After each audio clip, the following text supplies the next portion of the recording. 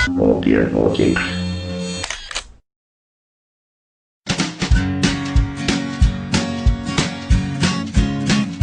नमस्कार दोस्तों, मैं अंकित शर्मा और विकास स्वागत करता हूं।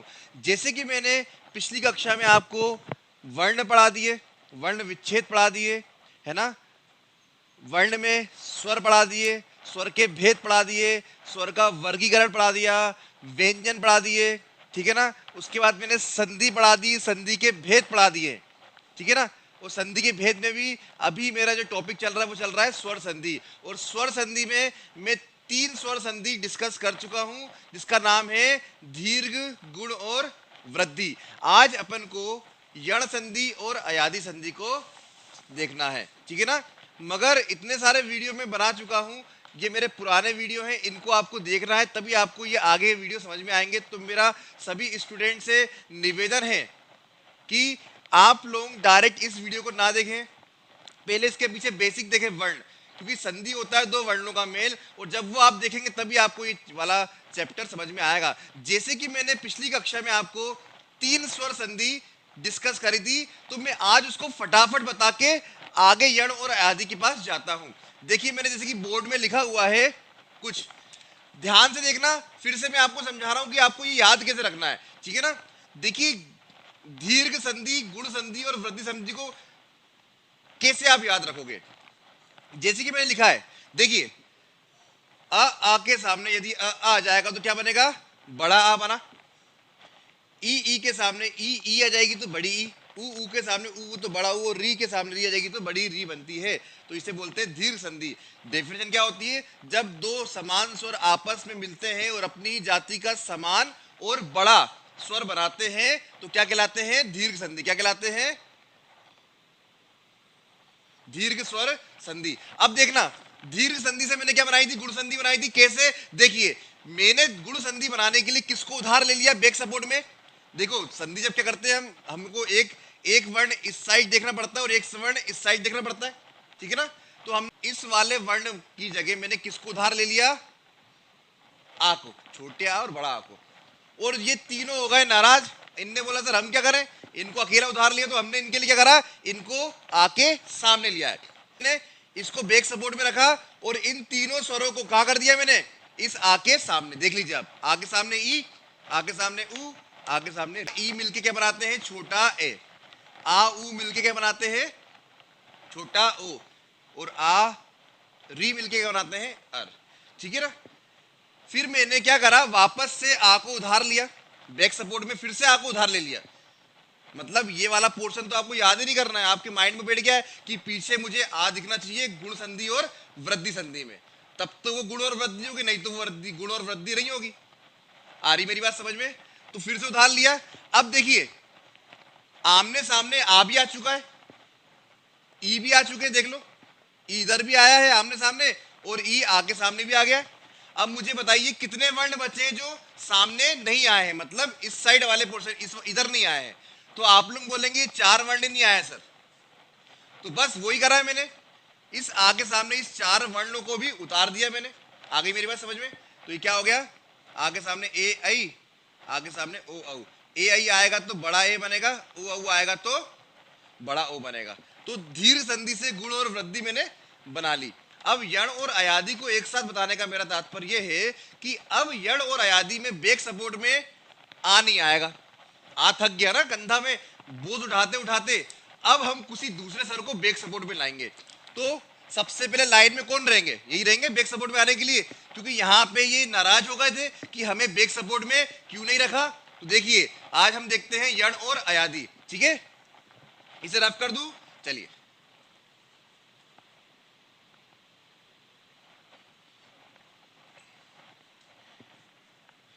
इसे मैं रफ नहीं कर रहा हूं धीर संधि को, ठीक है ना। अभी तक बैक सपोर्ट में 2 बार आ गया है, एक बार गुण में आ गया, एक बार वृद्धि में आ गया। तो इन लोग नाराज थे कि भैया हमें भी तो मौका दो घर की जिम्मेदारी संभालने का, तो लो दे दिया मौका। तो आ को ले लिया, बच्चे कितने स्वर पीछे आने के लिए, बैक सपोर्ट में आने के लिए, ई ऊ और। अब बैक सपोर्ट में आपको क्या दिखेगा, या तो ई दिखेगा, या तो ऊ दिखेगा, या तो री दिखेगा बैक सपोर्ट में। अगर इन तीनों में से कोई भी बैक सपोर्ट में दिख रहा है, सबसे पहला आपका माइंड या तो दीर्घ में जाना चाहिए या तो यण स्वर संधि में जाना चाहिए। इसके अलावा कोई दूसरी संधि नहीं हो सकती। फिक्स हो गया है। आ रही मेरी बात समझ में? देखते हैं अब क्या हुआ। अब इन लोग बैक सपोर्ट में तो आ गए, तो अब मुझे सामने भी तो एक वर्ण चाहिए। मैंने क्या बोला, एक वर्ण यहाँ आता है, एक वर्ण यहाँ आता है, दो वर्णों का मेल। ये वाले वर्ण तो मुझे मालूम चल गए, यहीं से ले लिए मैंने, ई उ और री। अब मुझे यहाँ पे चाहिए वर्ण। अब ऐसा बताओ कौन सा वर्ण है, कौन सा वर्ण है जो सामने नहीं आया है। तो आप लोग बोलेंगे सर अब ऐसा कोई भी वर्ण नहीं बचा जो कि इस साइड आया नहीं है, नहीं बचा ना कोई भी। अब क्या करे, बोलिए पीछे बैक सपोर्ट में आ गया तो जिम्मेदारी किसकी दे, कौन से वर्ण की दे। तो फिर इधर एक शब्द आएगा असमान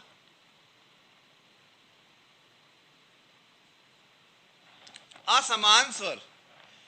ई उ और री के सामने क्या आएंगे, असमान स्वर। असमान स्वर का मतलब ये हो रहा है यदि ई बैक सपोर्ट में आई तो ई के सामने उसी की जाति का स्वर नहीं आएगा। इट मींस दैट दो स्वर अगर मैं इससे घटा देता हूं, किसको, इन दोनों को हटा देता हूं, तो कितने बचे भैया, 11 में से 2 गए, कितने बचे, 9। मतलब ई के सामने 9 स्वरों में से कोई भी एक आ सकता है। इसका मतलब ये होता है। तो ऐसे ही ऊ के सामने कौन नहीं आएगा, उसकी जाति का नहीं आएगा, क्योंकि लिखा हुआ है असमान। समान जाति के नहीं आना चाहिए। क्यों नहीं आना चाहिए, अगर समान जाति के आ जाएंगे तो कौन सी संधि हो जाएगी, दीर्घ संधि हो जाएगी ना। अरे यार अगर ऊ के सामने ऊ आ जाएगा तो फिर तो मैं ये संधि करूंगा ना, दीर्घ संधि। यण संधि क्यों करूंगा, यण संधि अलग दिखनी चाहिए ना ये दीर्घ संधि से, तभी तो आप बोलेंगे यहाँ ये यण है, हाँ ये दीर्घ है, हाँ ये गुण है, हाँ ये वृद्धि है। आ रही मेरी बात समझ में? ये होता है। अच्छा री के सामने री नहीं आएगी, मतलब यहाँ पे 9 स्वरों में से कोई भी आ सकता है, मगर यहाँ क्या आएगा, 10 स्वरों में से कोई, क्योंकि री अकेला होता है। इसको हटा दो तो कितने बचे, 10 बचे। तो 10 स्वरों में से कोई भी एक यहां आ सकता है री के सामने। आ गई मेरी बात समझ में दोस्तों? दीर्घ संधि से मैंने ई उ और री को उधार ले लिया और उनके सामने क्या लिया है, मैं असमान स्वर लिया है। आ गई मेरी बात समझ में? तो अब सर विकार क्या होगा, विकार क्या होगा, तो ई के सामने जब असमान स्वर आएगा तो ई बता कायम बन जाएगी, चेंज कहां हो जाएगी, या में कायम हो जाएगी, या में। ऊ के सामने असमान स्वर आया तो ऊ काय में परिवर्तित होगा हलंत वाले वाह में। और री के सामने अगर असमान स्वर आया तो री काय में परिवर्तित हो जाएगा रा में। फिर सुन लीजिए, ई के सामने असमान स्वर आएंगे तो ई और ई काय में परिवर्तित हो जाएगी आधे या में। ऊ के सामने यदि असमान स्वर आएगा तो ऊ काय में परिवर्तित हो जाएगा वा में। और री के सामने असमान स्वर आ गए, असमान समझ में आ गया ना, तो री काय में बदल जाएगी रा में। देखिए मैं इसको रफ कर दूंगा, अब एग्जाम्पल देखते हैं अपन।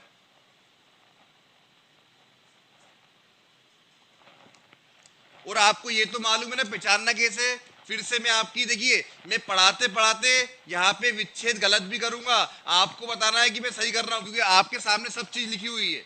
आ रही मेरी बात समझ में? मैंने बोला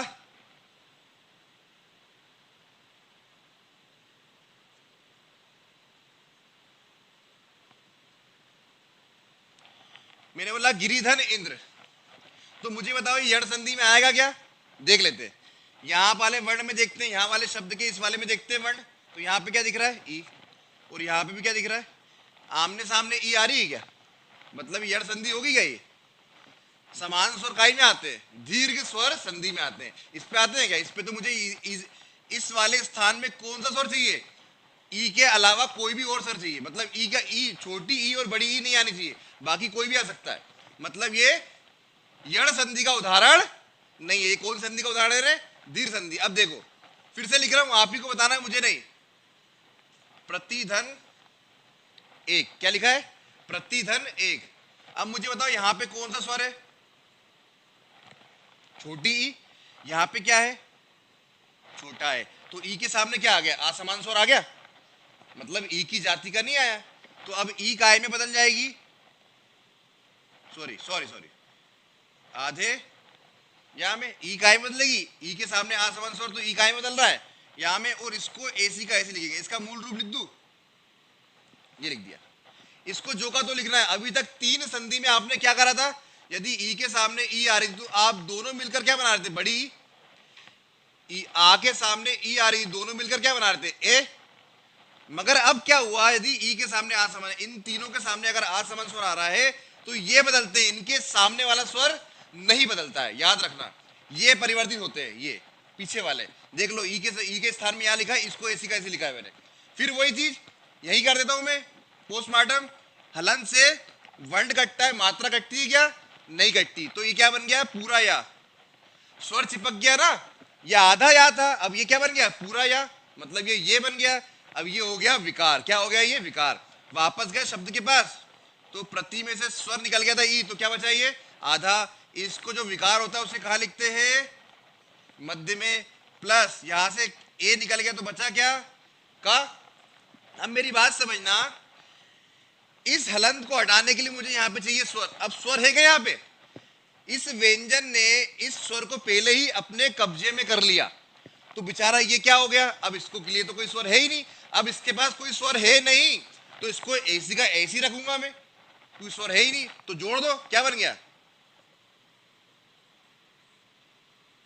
प्रत्येक, प्रत्येक बन गया ना, जोड़ दो, जो का कुछ भी नहीं करना है, जोड़ दो, ऐसे से बन गया प्रत्येक। देख लीजिए कितना इजी है।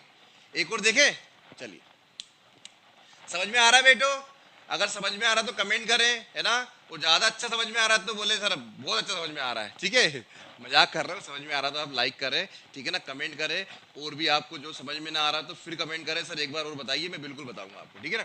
चलिए अब एक और लिखता हूं, मनुधन अंतर, क्या लिखा है मैंने, मनुधन अंतर। मुझे इस शब्द, मतलब इस शब्द विच्छेद को बताइए कि इन तीनों में से कौन से वाले में जा रहा है, ई वाले में जा रहा है, ऊ वाले में जा रहा है, गिरी वाले में जा रहा है। तो सबसे पहले ना में कौन सी मात्रा लगी, ऊ। अगर यहां ऊ नहीं हुआ तो ये यड़ संधि होगी, अगर यहां ऊ आ गया तो ये दीर्घ संधि होगी। कितना सिंपल है, इसके अलावा कोई तीसरी संधि नहीं हो सकती। अगर यहाँ पे ऊ आ गया या ई आ गया, री आ गया, तो दो संधि होने की पॉसिबिलिटी बनती है, या तो दीर्घ या तो यड़। बहुत सिंपल है, दिमाग नहीं लगाना है। यहां पे क्या आ गया, आ गया, तो ऊ के सामने उसकी जाति का स्वर आया है, नहीं आया सर, असमान आया है। इसका मतलब ये कौन संधि है, यड़ संधि, और कौन से नियम पे जा रही है, ये वाले में जा रही है, आ रही है। चलिए, तो ऊ के सामने आ समान स्वर आ गया, तो ऊ का है बदल रहा था, वाह में बदल दो। इसको ये बदलता है क्या, नहीं बदलता, इसको जो का तो लिख दिया। वही स्वर दिखा व्यंजन को, तो स्वर क्या करेगा, पकड़ लेगा, चिपक जाएगा, चिपक जा दो, तो क्या बन गया, ये पूरा। अब ये आधा वाह था, अब ये क्या बन गया, पूरा वाह बन गया। अब देखिए, अब मेरे को क्या करना है, मैं शब्द के पास जाना है मुझे। ये नाम में से स्वर निकाला तो क्या बन गया, आधा लगड़ा हो गया। इसको कहाँ लिखते हैं, बीच पे, आ निकल गया तो बचा क्या, आधा ना और ता और रा। अब मुझे बताओ, इसको पूरा करने के लिए कोई स्वर है क्या, नहीं है। अब नहीं है तो क्या करना पड़ेगा मुझे, इसको ऐसे रखना पड़ेगा, बन गया सही, मनवंतर।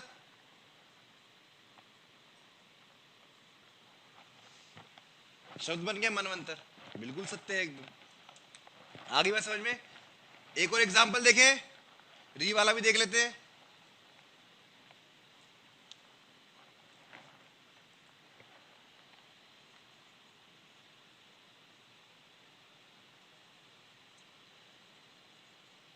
जल्दी बताइए, इन तीनों में से किस पे जाएगा, देख लेते सर।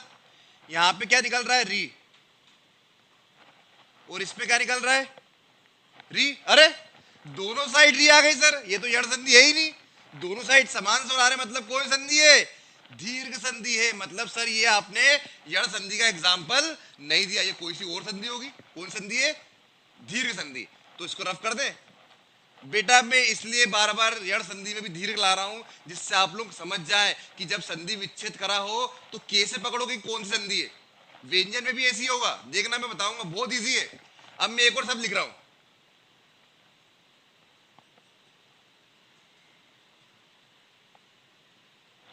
पितृधन अनुमति। क्या लिखा है मैंने? पितृधन अनुमति। तो देख लीजिए यहाँ पे कौन सा स्वर निकल रहा है? री सी का। और यहाँ पे क्या आ रहा है? री के सामने क्या आ गया? आ गया, मतलब री की जाति का नहीं आया, असमान आया है। इसका मतलब अब ये कौन संधि है? यण संधि है। क्या है? यण संधि। तो ये काय में बदल जाएगी, आधेरा। और ये क्या हो गया? हलन से वर्ण कटता है, मात्रा तो आगे कोई होती नहीं तो वो ऑलरेडी इस पे लग जाएगी। तो ये बन गया क्या? पूरा रहा। आधे रा से पूरा रहा बन गया। ठीक है ना? अब वापस जाए शब्द में, तो इसको क्या लिखते हैं? मध्य में। वेरी गुड, आप लोग तो सीख गए। यहां से आ निकल गया तो क्या बचा? नुमति। अब जैसे कि मैंने क्या बोला था कि मेरे पीछे वीडियो आप नहीं देखेंगे तो आपको आगे के वीडियो समझ में नहीं आएंगे। आ गया वो टाइम, देख लीजिए। क्या है ये? क्या है? जल्दी बताइए। संयुक्त व्यंजन। इससे कौन से संयुक्त व्यंजन का निर्माण होता है? तो सर आप लोग बोलेंगे आ गया। और अगर ये बच्चों ने पहले नहीं देखेगा तो ये समझ में नहीं आएगा। नहीं आएगा ना, इसलिए मैंने बोला था, बार बार आपसे यही बोल रहा हूँ, पिछले वीडियो देखें। अगर पिछले वीडियो देखेंगे तो मैं बोल रहा हूँ आपकी हिंदी कॉम्पिटेटिव एग्जाम में जो भी हिंदी आ रही है, संधि कोई भी आ रही, आपसे 110% बनेगा। कोई भी एग्जाम्पल आप छोड़ के नहीं आ सकते, ये मेरा प्रॉमिस है आपसे। देख लीजिए। तो इसको ऐसी कैसे लिख दो? पी नुमति। क्या बन गया सब? पितृनुमति। कितना इजी है, कितना इजी है। तो अपन ने तीनों के एग्जाम्पल देखे। तो चलिए मैं एक आध एग्जाम्पल लिखूं, आप बताएंगे। चलिए,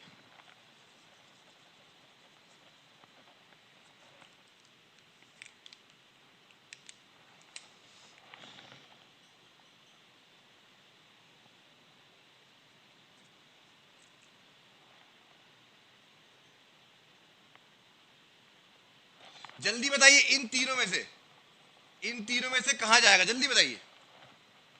यहां क्या दिख रहा है? ऊ। ये वाले में जाएगा, क्योंकि वहां पे ऊ नहीं है, मतलब यण संधि बिल्कुल सही है। देखो ना, यहाँ पे ऊ आ रहा है और यहाँ पे क्या आ रहा है? आसमान स्वर आ रहा है।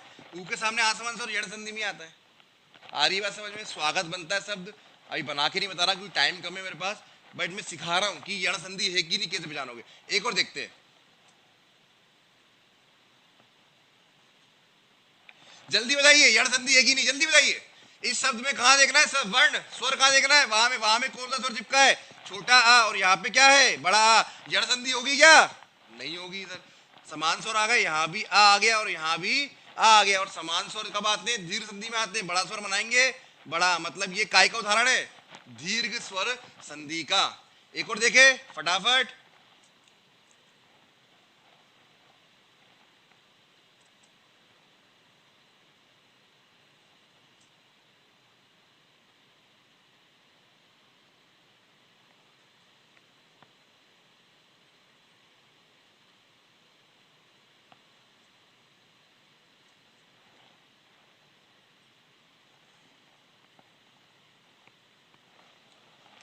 एक धन एक।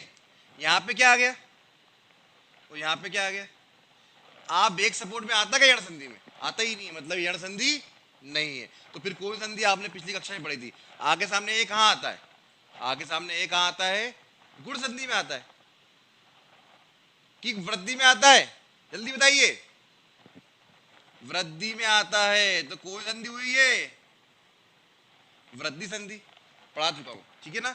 तो मेरी बेटो, मैंने इतने एग्जाम्पल आपको यहाँ इसलिए बताए हैं क्योंकि जब भी आपके पास विच्छेद आएगा तो आपको वर्ण देखना पड़ेगा, और जैसे आप वर्ण देखेंगे आप बता देंगे कौन संधि है। ठीक है ना? अयादी संधि में आ जाऊं मैं अब। अयादी संधि तो सब संधियों से सबसे ज्यादा इजी है। देखिए कैसे इजी है। अब मुझे बताइए, आप ही बताएंगे। बैक सपोर्ट में आ भी आ गया, ई भी आ गया, ऊ भी आ गया और री भी आ गया। तीनों आ गए, मतलब ये भी बैक सपोर्ट में आ गया, ये भी बैक सपोर्ट में आ गया और ये भी बैक सपोर्ट में आ गया। अब मुझे बताओ, अभी तक इन 11 में से कौन सा स्वर है जो बैक सपोर्ट में नहीं आया? बैक सपोर्ट का मतलब मैंने आपको बताया था, दो वर्णों का, ये वर्ण है, ये वर्ण है। इधर कौन नहीं आया अभी तक? इधर आ भी आ गया है, ई भी आ गया, ऊ भी आ गया और री भी आ गया है। कौन नहीं आया? दिख ही रहा है, ये चार नहीं आए हैं अभी तक। तो पकड़ के लिया है चारों को।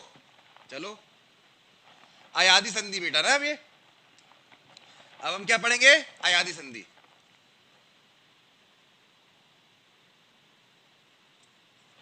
तो उठा के लिया है, ये लिया है ए आई ओ औ। क्योंकि सामने आने के लिए तो मेरे पास कुछ वर्ण बचे ही नहीं है ना, तो मुझे इस पे भी क्या करना पड़ेगा,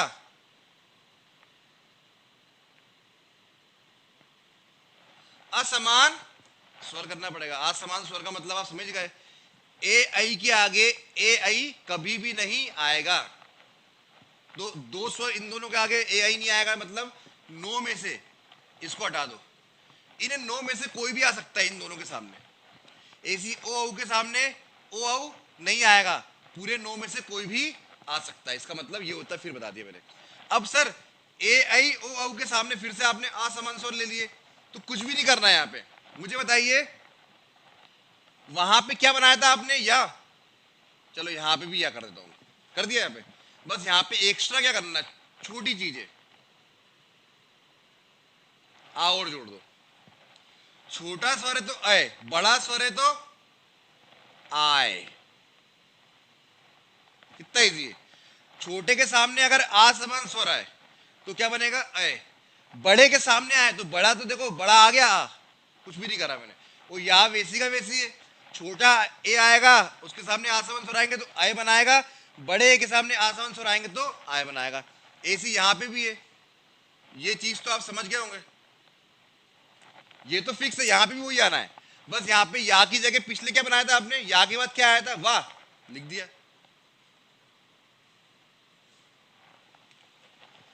पिछली गणित में आपने क्या बनाया था, ई उ और री के सामने आ समान स्वर आता, तो ई का ही बदलती है, या में बदलती है, आधे या में। ऐसी ए के सामने आ समान स्वर आएंगे तो ए का ही बदल जाएगा आय में। बड़े ए के सामने आ समान स्वर आएंगे तो बड़ा ए का ही बदल जाएगा आय में। ये वाला वर्ण नहीं बदलेगा, फिर बता रहा हूं मैं। ओ छोटे ओ के सामने देखो, छोटा ओ है तो यहां भी छोटा ओ करा हुआ है मैंने, बड़ा ओ है तो यहां भी क्या करा है मैंने, बड़ा ओ करा हुआ है, और यहां बस वाह आएगा।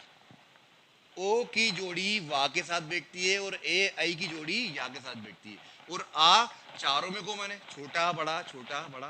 क्लियर। क्वेश्चन करें, चलिए। थोड़ा बेटा मैं दो दो करके बता रहा हूं, बोर्ड थोड़ा छोटा है ना, ये रफ कर दूं, ऐसा कर दूं, ये रफ कर देता हूं, ठीक है, इसकी अब जरूरत नहीं है क्योंकि आपने समझ ही लिया है। देखिए ध्यान से देखना, मैं कुछ शब्द लिख रहा हूं, एक लिखा मैंने पवन, एक लिखा मैंने पावन, एक लिखा मैंने नयन,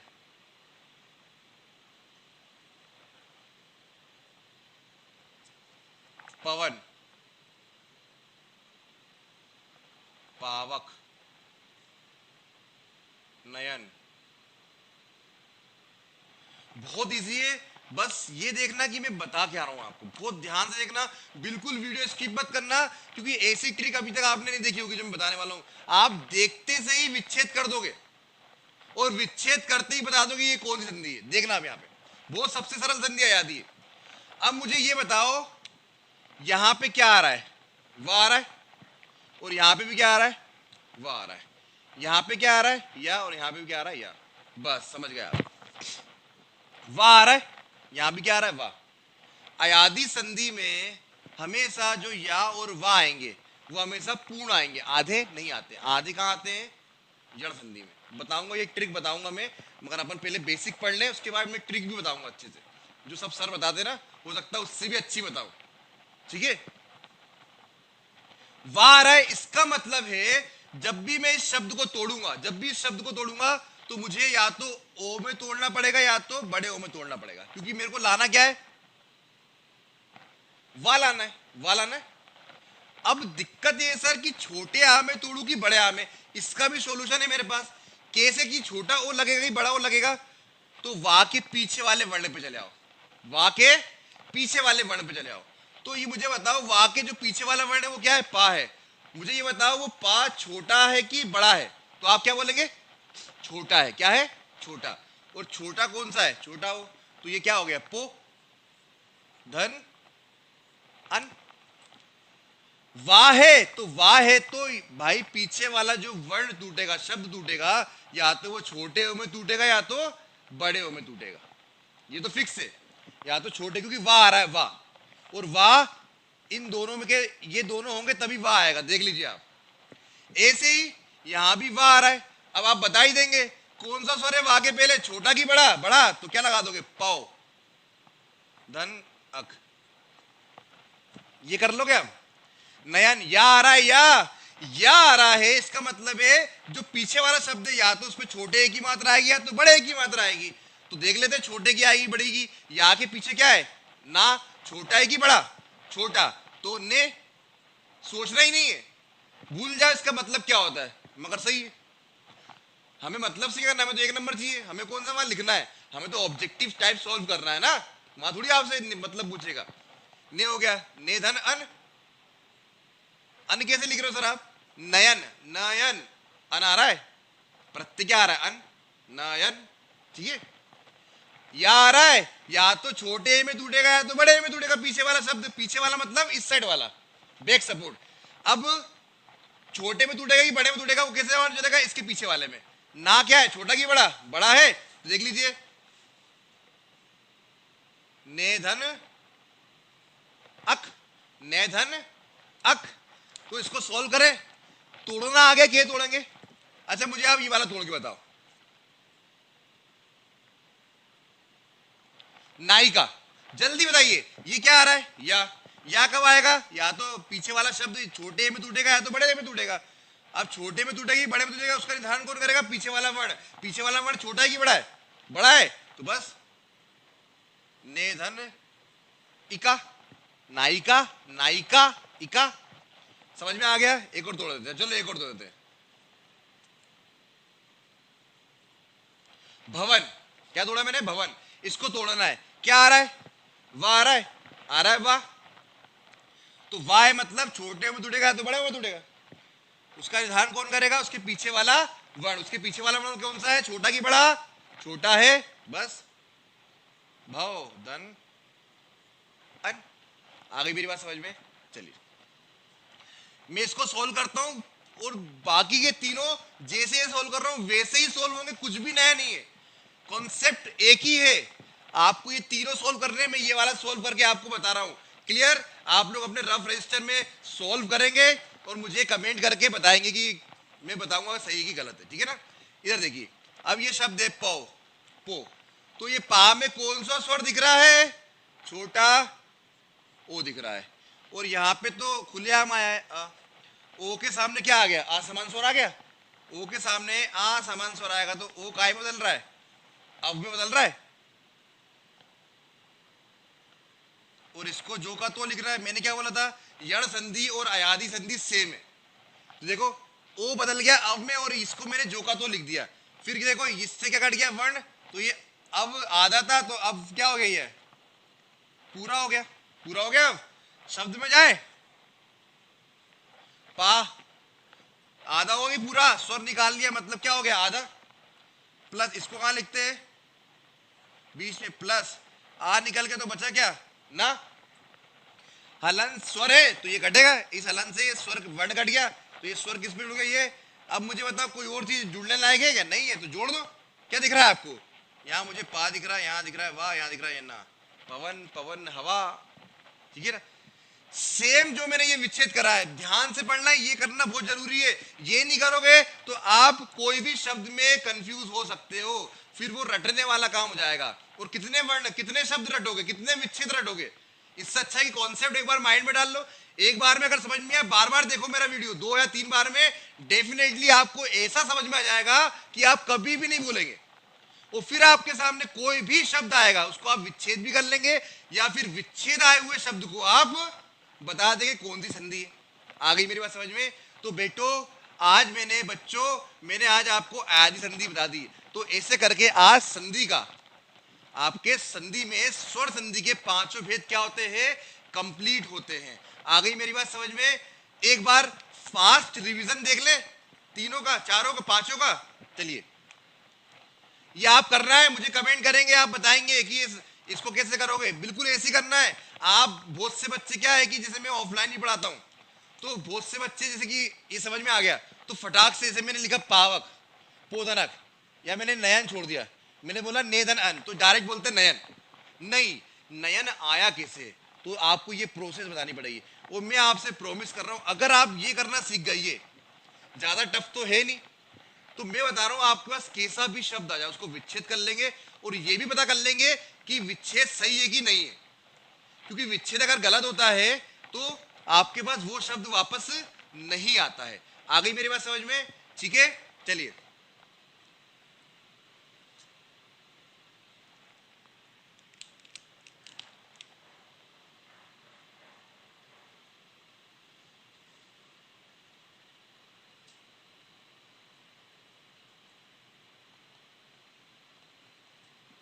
यही है, इसके सामने ये आएगा तो बड़ा, इसके सामने ये आएगा तो बड़ी, इसके सामने ये आएगा तो बड़ा, उसके सामने ये आएगा तो ये क्या हो गई? दीर्घ संधि हो गई। रफ करो, आगे सामने ई, आगे सामने ऊ, आगे सामने री, तो कौन सी? ए, छोटा ओ और अर, कौन सी संधि? गुण। आगे सामने ई, आगे सामने ऊ और आगे सामने री, तो कौन संधि आती है? गुण संधि। अब आगे सामने ए, आगे सामने औ, ओ औ, तो क्या होता है? बड़ा ए, पिछले वाले में छोटा ए बना था, इसमें बड़ा ए बन गया, और ये बड़ा हो, ये क्या हो गई? गुण संधि हो गई। अब क्या करना है? यण संधि के लिए इसके सामने, इसके सामने और इसके सामने क्या आएंगे? असमान स्वर। इन तीनों के सामने अगर असमान स्वर आ गए तो ई काय बदलती है? या में ऊ काय बदलता है, वहां में और री काय बदलती है? रा में। कितना इजी, कितना सरल है, देखिए कितनी फटाफट हो रही है। ठीक है ना? चलिए, ये हो गई यण संधि अयादि। इन चारों के सामने अगर असमान स्वर आते तो ए काय बदलता है? अय। बड़ा ए है तो आ करना पड़ेगा, ऊ काय में अव और ई काय में आव। तो आपको अगर वीडियो अच्छा लगा हो तो हमारे YouTube चैनल को लाइक करें, सब्सक्राइब करें और कमेंट भी करें। आपको हिंदी में कोई भी डाउट हो तो वो मैं आपको यहाँ पे लेक्चर शूट करूँगा। आज के लिए मैं इतना ही कहूँगा। धन्यवाद। जय हिंद।